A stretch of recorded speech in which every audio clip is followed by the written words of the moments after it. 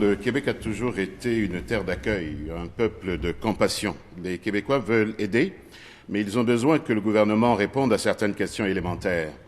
Ces réfugiés syriens qui fuient la guerre méritent que le Québec les accueille décemment. On ne peut faire de compromis ni sur la sécurité ni sur la qualité de cet accueil. Les élus municipaux et les organismes communautaires n'ont guère plus de réponses à leurs questions en termes de ressources financières disponibles pour l'accueil, l'intégration harmonieuse de toutes ces personnes. La ministre est incapable de dire combien de réfugiés nous allons accueillir et selon quel échéancier dans la perspective du projet Trudeau. Elle ne sait pas non plus quelle sera la contribution du fédéral. Elle semble attendre passivement les réponses du gouvernement fédéral plutôt que de chercher activement à les obtenir. Peut-elle prendre les choses en main et nous dire concrètement quel est son plan? Madame la ministre de l'Immigration. Oui, Monsieur le Président. Notre plan, on l'a annoncé le 7 septembre, c'est d'accueillir 3 650 réfugiés. Il faut comprendre que la grande majorité de ces personnes seront des personnes parrainées par des groupes de parrainage. Donc, ils sont destinés à des membres de leur famille, beaucoup à Montréal, beaucoup à Laval, beaucoup à Sherbrooke, certains à Québec aussi. Dans ce groupe de 3 650, il y a aussi ceux qu'on appelle parrainés par l'État, mais en nombre beaucoup moins important. Et il y a 13 villes partenaires depuis plus de 30 ans qui sont bien équipées pour accueillir des personnes réfugiées. Ils ont des ressources, des traducteurs, des interprètes, et on vérifie l'état au point de vue scolaire, les écoles qui sont aptes à recevoir ces personnes, quels sont les services hospitaliers, quels sont les services de santé, des services sociaux évidemment, surtout pour des cas comme on a dans le cas des Syriens qui fuient la barbarie, comme dit le Premier ministre.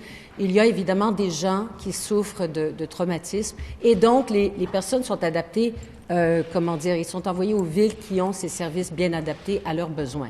Et le Québec a une longue histoire et tradition justement de bien accueillir, bien intégrer par nos institutions, par nos villes.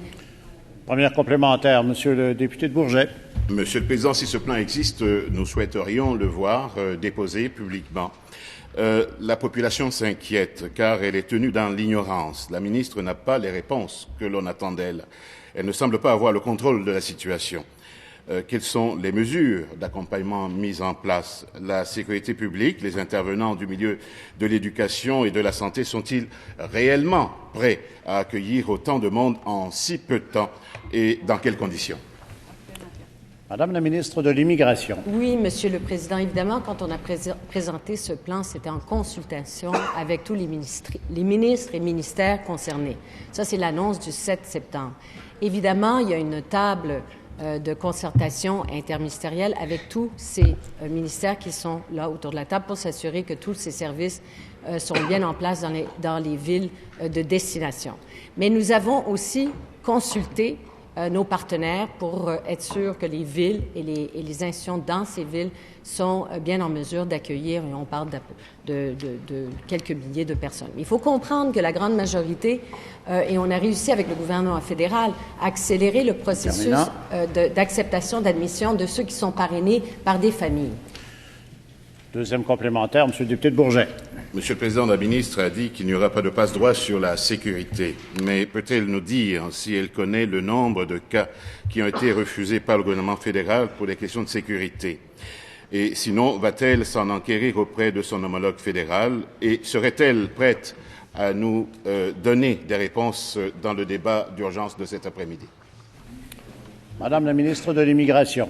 Sur la question de sécurité, c'est une question qui est bien importante. J'ai eu l'occasion de parler à plusieurs reprises, et même à plusieurs reprises aujourd'hui, avec mon homologue, le ministre fédéral de l'Immigration.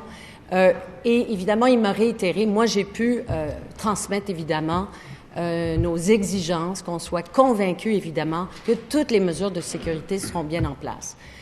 Il faut comprendre qu'en mesure de sécurité, évidemment, il y a plusieurs étapes de vérification et le ministre m'a bien confirmé que c'est une préoccupation partagée et que le gouvernement allait s'assurer qu'il n'y avait aucun compromis sur les mesures de sécurité.